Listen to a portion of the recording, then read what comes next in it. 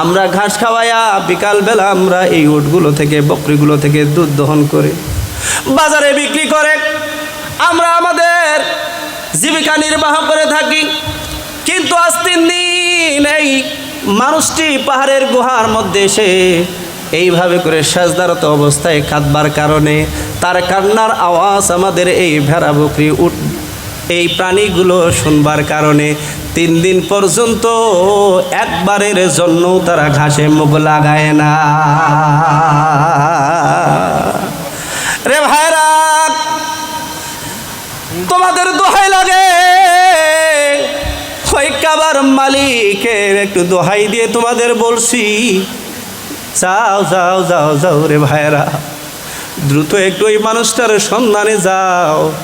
সত্যিকার অর্থেই যদি তোমাদের নবী হয় এটারে একটু নিয়ে যাও। যদি এটারে নিয়ে যেতে পারো আমাদের ভেড়া বকরিগুলো হয়তো মাঠে মুখ লাগায়া ঘাস খাবে।